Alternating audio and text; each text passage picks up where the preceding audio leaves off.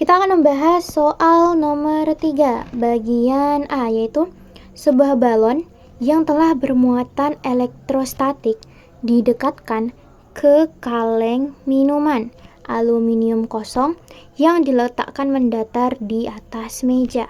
Kaleng tersebut mulai menggelinding mendekati balon meskipun tidak ada sentuhan fisik langsung. Gambarkan atau jelaskan bagaimana orientasi muatan induksi atau polarisasi di dalam kaleng aluminium netral ketika didekatkan dengan balon bermuatan negatif. Nah, jadi skemanya itu seperti ini. Awalnya kalengnya itu ada di sini, tapi ketika kita mendekatkan si balon yang ini, kalengnya jadi menggelinding, mendekat ke arah si balon. Sebenarnya ini tuh bagian dari induksi. Pertama-tama kita akan mengenal apa itu induksi. Jadi, induksi adalah perpindahan elektron dari satu ujung ke ujung lainnya.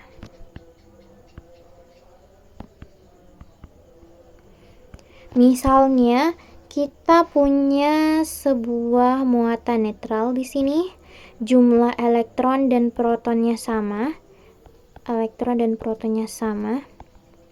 Itu elektron dan juga protonnya itu kayak bercampur-campur posisinya. Kemudian kita mendekatkan suatu muatan negatif. Nah, ingat kalau misalnya sifat yang sudah kita pelajari, kalau ada muatan negatif, kita dekatkan dengan muatan negatif, mereka akan saling tolak-menolak atau menjauh. Nah, elektron yang ada di sini, dia akan menjauhi elektron yang ada di sini. Dia akan pergi ke sisi yang lebih jauh, yaitu ke sisi sebelah kiri. Intinya dia menjauh ke sini, ini menjauh ke sini. Nah, apa hasilnya? Dia akan menghasilkan seperti ini. Di sini elektronnya malah pindah ke sini. Kemudian muatan positifnya malah berada di sebelah sini. Kayak terbagi. Kayak seolah-olah terbagi menjadi dua kutub. Yang di sini kutub negatif, yang di sini kutub positif. Nah, itu pula yang terjadi pada soal. Oke, sekarang karena konsepnya sudah kita jelaskan, kita mulai ke jawaban dari soalnya.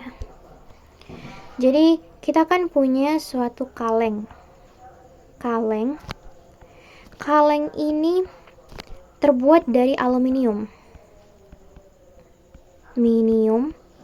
Aluminium itu adalah salah satu bahan konduktor, sama seperti tembaga.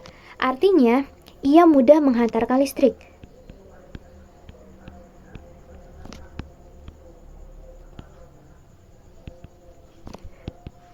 Karena dia mudah menghantarkan listrik, artinya lagi elektronnya bergerak bebas. Bebas ke sana kemari.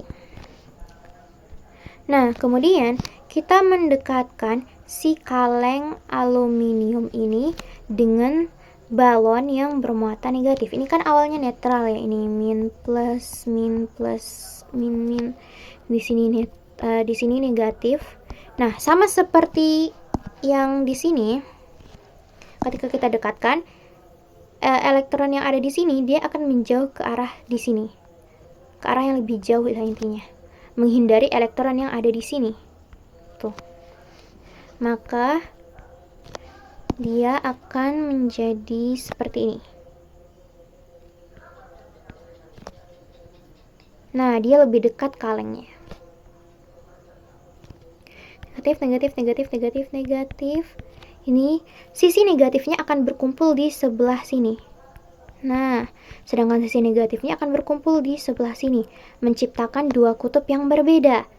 Nah, sekarang pertanyaannya, kenapa kaleng yang awalnya misalnya di sini jaraknya 5, kenapa jaraknya menjadi 3?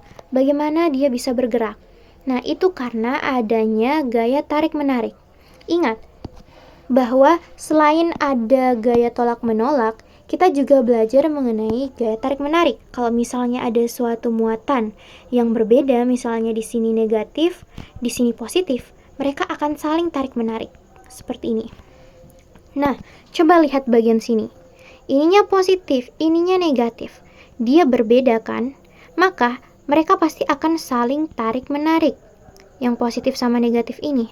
Tapi mereka juga akan saling tolak-menolak antara yang negatif dengan yang negatif yang di sebelah sini. Kayak saling tarik-menarik tapi saling tolak-menolak. Nah, bagaimana kita caranya menentukan arah gerakannya itu? Ingat kalau misalnya kita punya rumus gaya F itu akan sama dengan K dikali dengan Q1 dikali dengan Q2 per R kuadrat. Nah, R kuadrat itu sangat menentukan besarnya gaya ini. Besarnya gaya. Apa sih R itu? R itu adalah jarak antar benda.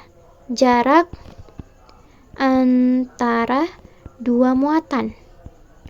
Kayak misalnya yang ini, jarak yang ini, yang 3 meter ataupun yang 5 meter. Jadi, semakin dekat jaraknya,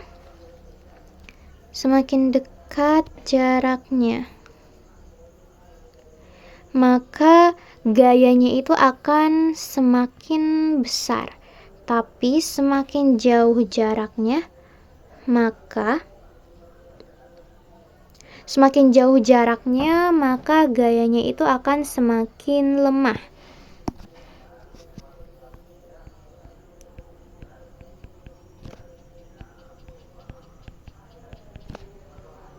Gaya tarik menarik semakin kuat, semakin jauh jaraknya,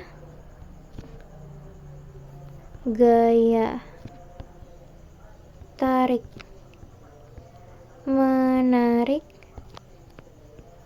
semakin lemah. Kalau misalnya kita perhatikan jarak dari kutub positif ke negatif itu dia lebih dekat ketimbang jarak kutub negatif yang ada di sini ke kutub di sini. Nah, berarti gaya tariknya itu mengalahkan gaya tolak-menolak. Jadi itulah mengapa si kalengnya menggelinding mendekat ke arah balon. Selain itu, alasan kenapa dia menggelinding karena kalengnya itu kan ditaruh pada posisi mendatar di atas meja, jadi dia lebih mudah menggelinding. Artinya hambatan geseknya itu akan lebih kecil. Ya, begitulah.